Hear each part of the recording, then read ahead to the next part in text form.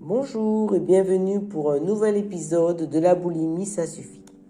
Cet épisode s'intitule « L'Ozempic et les addictions alimentaires, est-ce compatible ?» Cette première partie explorera surtout la place de ce médicament en lien avec les addictions alimentaires. Lors du précédent épisode, le docteur Boumendil nous parlait de l'importance de la prévention dans cette course effrénée de vouloir maigrir en utilisant des médicaments. Cela m'a permis d'aller creuser un peu plus sur le sujet et plus particulièrement sur l'Ozempic.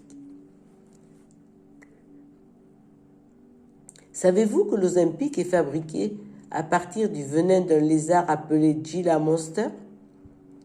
En effet, c'est un composant de ce médicament antidiabétique. Commercialisé depuis 2019 en France, l'Ozempic devient de plus en plus populaire dans l'Hexagone et dans le monde. Il est disponible uniquement sur ordonnance. Comment se présente l'Ozempic ? L'Ozempic est un médicament antidiabétique qui est de plus en plus détourné à des fins d'amaigrissement. Il se présente sous la forme d'un stylo injectable et a pour effet de ralentir l'ensemble du système digestif. Il permet la diminution de l'appétence pour certains aliments.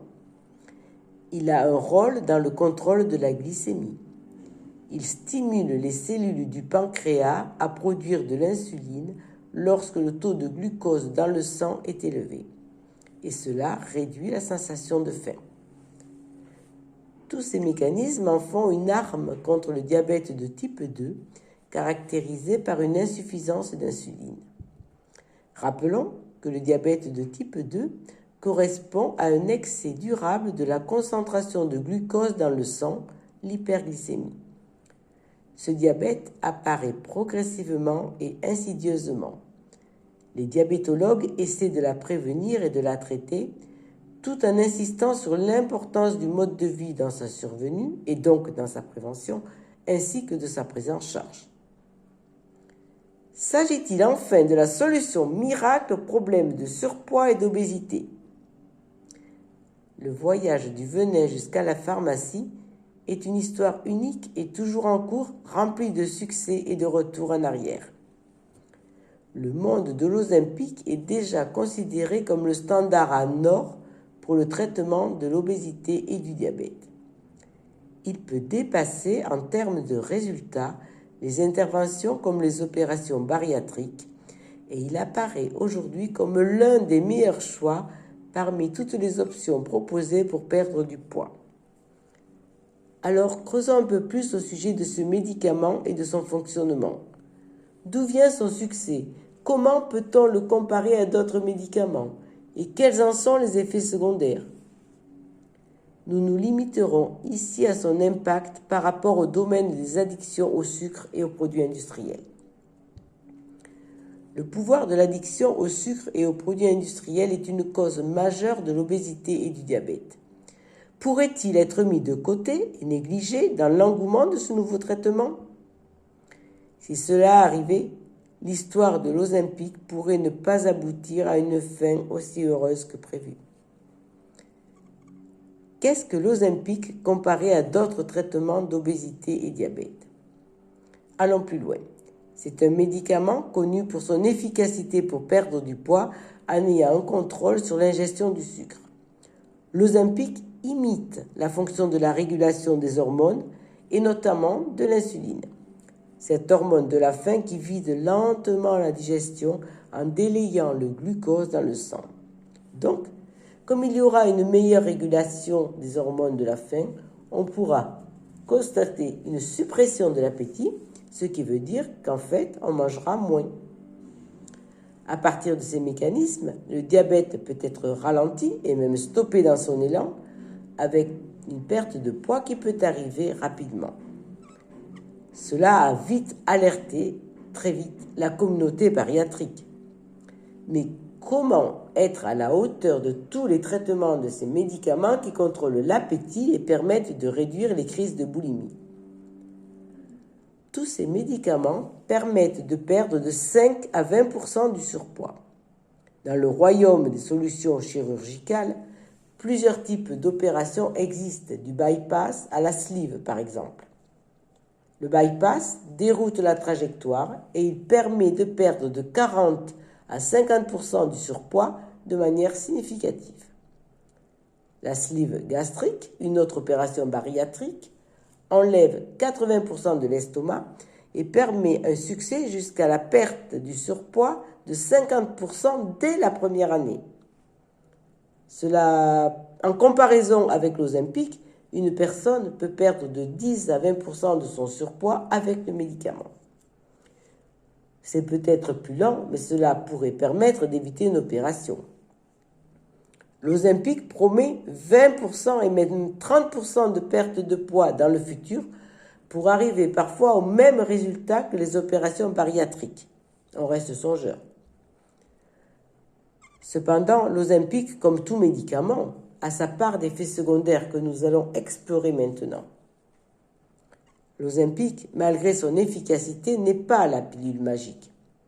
Il peut aider dans un temps court, mais il ne s'adresse pas à la racine du problème quand il s'agit d'addiction alimentaire, ainsi qu'à tout autre style de vie lié à un haut niveau de stress et de qualité du sommeil. L'Ozempic pourrait alors apparaître seulement comme une solution à court terme. Dans le long terme, si d'autres facteurs ne sont pas traités, le diabète et l'obésité pourraient revenir comme un boomerang. Allons voir plus précisément pour l'utilisation de l'Ozempic. Voici des informations qui ne sont pas souvent discutées. L'effet secondaire le plus important est la perte de muscle, appelée sarcopénie. Quand le médicament peut aider à réduire la graisse, il ne discrimine pas entre la graisse et les muscles. Donc, les utilisateurs peuvent se voir perdre de la force musculaire en même temps que la perte de la graisse. Il peut en découler des faiblesses, une fatigue excessive et une diminution de la force. C'est encore plus problématique pour les personnes de plus de 50 ans. En effet, dès 50 ans, la masse et la force musculaire diminuent souvent de manière significative. Et c'est souvent à ce moment-là que l'on voit le diabète et l'obésité devenir un problème. La perte de poids peut inclure 60% de perte de surpoids, mais avec 40% de la masse musculaire. C'est loin d'être négligeable. On se demande alors comment on pourrait être régulier au cours de gym ou de natation. Une autre réalité inquiétante est la garantie de regagner le poids une fois qu'on arrête le médicament.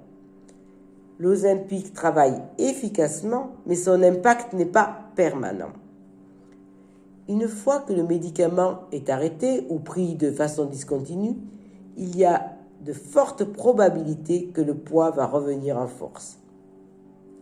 C'est particulièrement inquiétant si l'on considère le coût exorbitant de ces médicaments.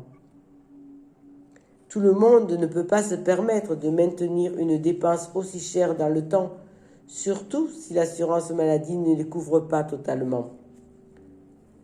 Ce coût, cependant, est pâle en comparaison avec les risques potentiels à long terme associés avec la prise de l'Ozempic. Alors que les recherches se poursuivent, il y a des indications que la prise prolongée de l'Ozempic pourrait augmenter le risque de pancréatite et des troubles digestifs comme les nausées, les vomissements, les diarrhées, la constipation et les douleurs abdominales. Cela peut même amener par exemple à des occlusions intestinales. Et que dire de la tolérance sur le long terme? Combien de temps ces médicaments vont marcher avant que la dose ne doive être augmentée, impliquant des effets secondaires encore plus graves? Pour résumer, l'Ozempic offre une promesse de solution pour perdre du poids et contrôler le diabète, surtout dans le court terme. Mais ce n'est pas sans effet secondaire. Ironiquement, le choix de l'utiliser doit être pris sur prescription médicale et après avoir considéré d'autres alternatives beaucoup moins chères, mais souvent moins recommandées. Dans le prochain épisode, la semaine prochaine, je pourrai détailler l'une de ces alternatives possibles à l'Ozempic. Si cet épisode vous a plu, ou interpellé, n'hésitez pas à cliquer sur le pouce et à écrire vos commentaires. Je vous dis à très bientôt.